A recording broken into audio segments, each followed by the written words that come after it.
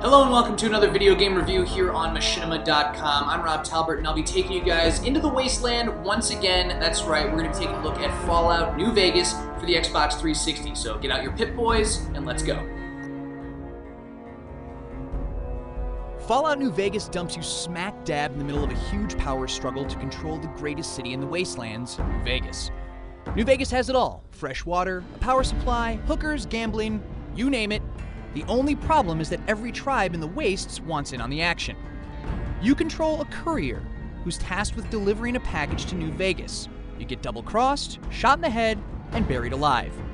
Luckily, a robot digs you up, gets you to a doctor who patches you up so you can head out on a quest to find out who shot you, why, and what's really going on in New Vegas. I really like the main storyline in New Vegas. It builds expertly on what Fallout 3 started.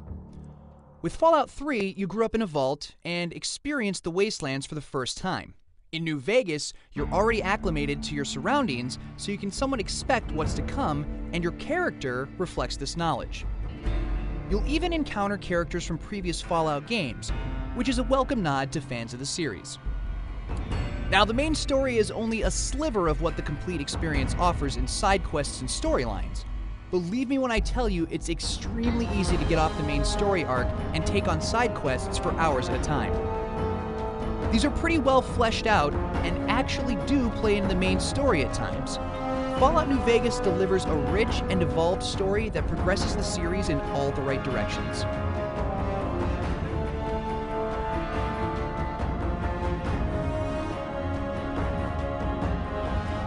Fallout New Vegas plays exactly like its predecessor. All the controls and game mechanics remain largely unchanged. The VAT system is back for time freeze targeting of specific body parts on enemies, and it still works great. The biggest change in gameplay is the ability to aim down the sights of your gun instead of having to hip fire all the time, like in Fallout 3.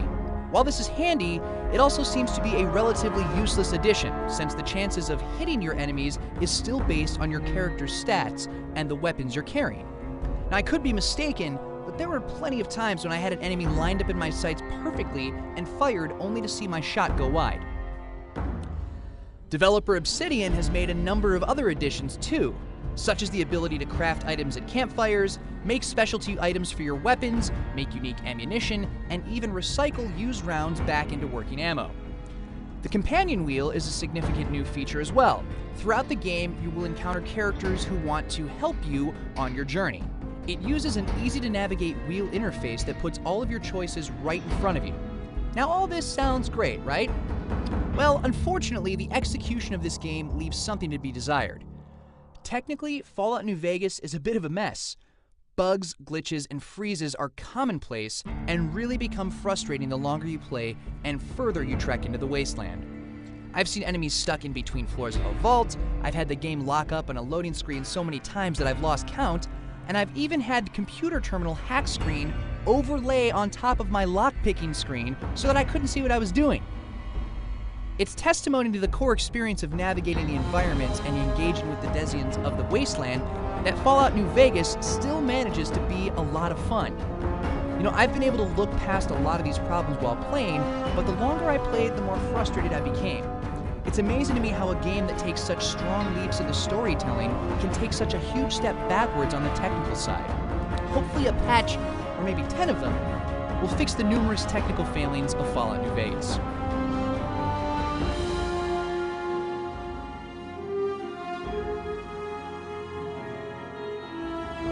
Graphically, you're not getting much of an improvement over Fallout 3.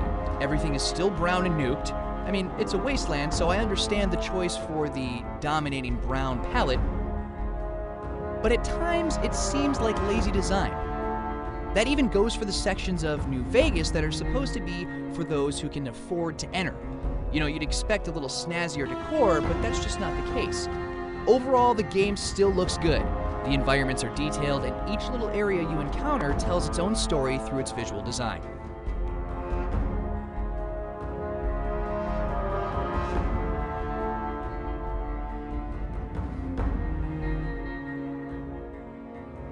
The sound in Fallout New Vegas is pitch perfect.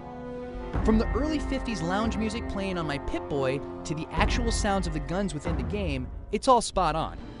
The voice acting is actually surprisingly good in New Vegas as well. I mean, this is impressive when you consider the sheer amount of characters you encounter with believable voice acting bringing them to life.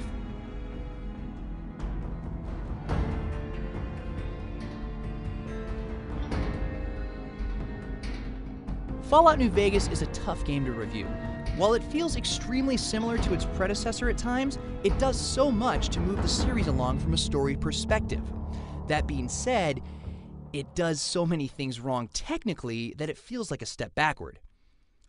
You know, I was a bit on the fence when scoring this game, but what it really comes down to for me is that Fallout New Vegas is a blast to play, and even though it's weighted down by technical hiccups, it's possible to look past all of these and just enjoy the game itself.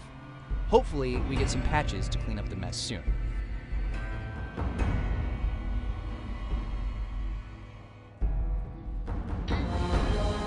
For even more game reviews, head over to blog.machinima.com/reviews.